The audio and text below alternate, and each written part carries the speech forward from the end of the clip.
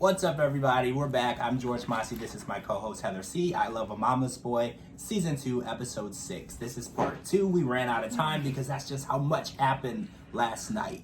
So we're going to talk about Matt, Kim, and Kelly. So Kim has decided to take the job. Matt has decided that he supports her. I'm very happy for the both of them. Kelly has not been able to give her support. Full support. I don't want to say all of it. She said that she does support her, but she can't give her full support. She can't guarantee that she's on board, which is understandable. She is leaving her son for a year to go pretty far away. A mother, you have to put yourself in a mother's shoes, not just a friend's shoes, and see that that's going to be difficult. Long distance relationships are hard. I'm different. I would look at it as good, especially if I had a close relationship with my son. I'd be like, now me and you are gonna hang out, we're gonna have a good time, because they like to hang out anyways. They're like besties. So this is like unlimited Matt and Kelly time. True. Non-stop fun. And you know, she doesn't even have to worry about fighting for attention. She can rearrange her whole house while she's gone, redecorate it. And, you know, that's how I would look. I'd be like, all right, you do you. He'll be there when you get back. I guess outside of the devious side of looking at it, she also is, which is a good thing, looking at Matt's overall happiness. Yeah. And I think that's important too. It shows that she's a good mom. She does have a devious side. I mean, she clearly wants him to be happy in the long run, but she also wants to have him to herself a lot, and she inserts herself into it a lot. But I'm glad that Kim decided to go and take this job opportunity. And, you know, I mean, whatever changes are done to your house, anything could be undone. Just remember that. Even that bird faucet. Faucets are very easily removed. It's just one screw, if I'm not mistaken, and you can change out the whole... Make that bird fly. Right up out of there. Don't worry so much about the decor, Kim, because you can always come back and... Repaint, go to IKEA, change everything that you want to change. The only thing that's permanent really is the walls, you know, honestly. And if it's not a weight-bearing wall, that's not even permanent. So don't let her get in your head, because she's trying to get in your head and she's trying to psych you out and maybe want you to stay and do what's best for you. And I feel like Matt sees that this is what's best for you and he supports you. Yeah. But Kelly has her ways of being devious and she likes to get into people's heads. So I really hope that Kim isn't discouraged by that.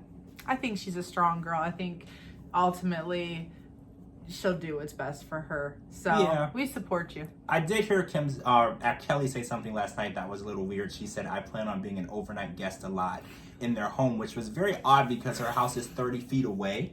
So it started out with just a bathroom. And now it's turned into an overnight guest a lot. So I'm beginning to wonder how this is going to work, because they're going to be newlyweds. They're going to be living together.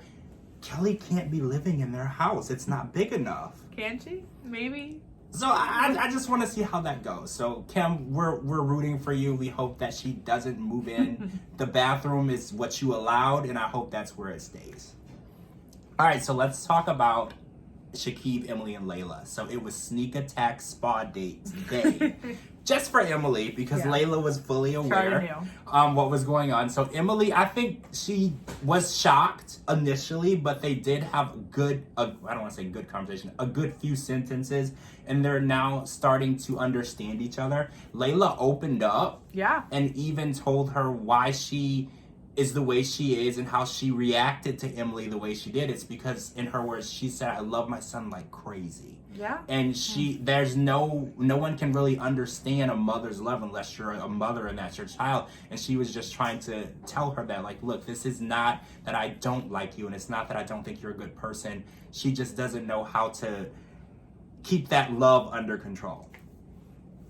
I mean, she saw her son get married and get hurt. So, you know, she probably has a guard to her because she is protective.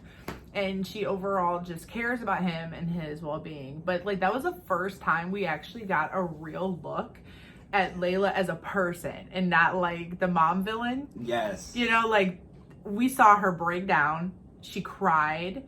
And she actually gave Emily a chance, you know? And I personally was beside myself because I was like, oh my God, I'm like, this is the same person that said, get out, you're ruining my birthday and my day, I hate you, you're a pig, whatever else she called her.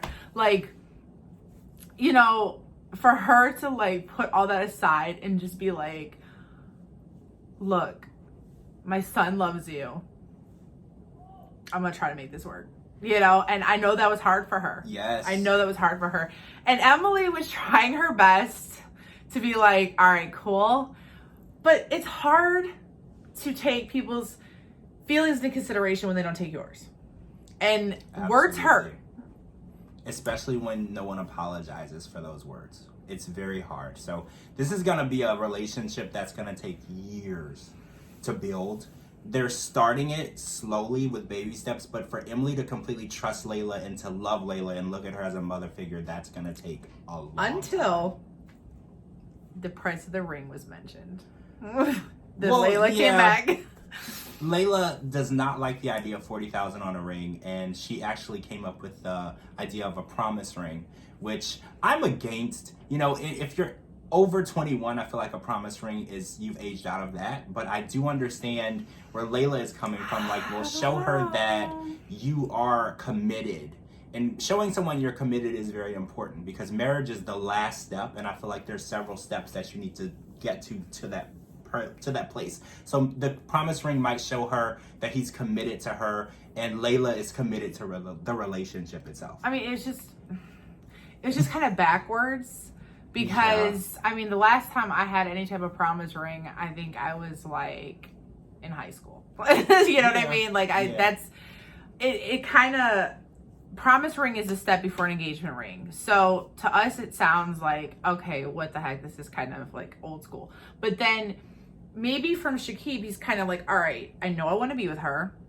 Not quite ready for that $40,000 commitment yet. Right. So maybe to him, the promise ring is his step before proposing their engagement. And that's his way of saying, I'm not going to leave you. Don't leave me. I love you. Also, her reaction to the promise ring and the worth of the ring could be whether or not they are actually going to. I mean, she'll hate it. Do you think so? She'll hate it. I feel like it's the thought that counts, and it's the feeling involved. Let me tell you. She's going to hate it only because she knows what she wants out of this relationship. And she's hanging on by a thread. How he reeled her back in is, I don't know how you did it, Shekeb, but you did it. She is going to be like, first of all, your mama's rude to me. Second of all, you're living with your mama. Third of all, she's going to have this laundry list of things. So she's going to be like, at this point in time, I've given you X amount of years of my life, and you don't know by now if you want to marry me? I personally think, I don't know any of them personally, only by what I've been shown on TV. I think that Shekeb and Emily are here and here. Wow. I think that they might not be a perfect match because what he's looking for and what she's looking for are not going together. Wow. I think he's still in the dating phase. I think he just wants to just hang out, chill, keep it real. And I think she's like married, kids. Well, yeah, they're in their 30s. This is when people start to be more serious, and especially women. Women want to feel that they're married in a relationship, ready to start a family. A lot of women don't want to have kids unless they're married. So this would be the step in the direction that everybody's on different pages. Everyone needs to have a conversation with each other on this show. Everyone talk to each other more, talk to your moms a little less, and talk to your spouse, and then go back to your moms after you guys have had a conversation. Because that's what the theme we see is people are talking to their moms about their relationships, but not to their significant others. Exactly. And that's been a problem. All right, guys, that's it for part 2. I Love a Mama's Boy, season 2, episode 6. I'm George Mossey. This is my co-host, Heather C. I can't wait till the next episode this Sunday. Make sure you live tweet with us every Sunday night. Shout out to the guys for their awesome outfits this week. Burberry. It's been a really fashionable season. I'm going to say that. I'm taking notes. I'm trying to go shopping.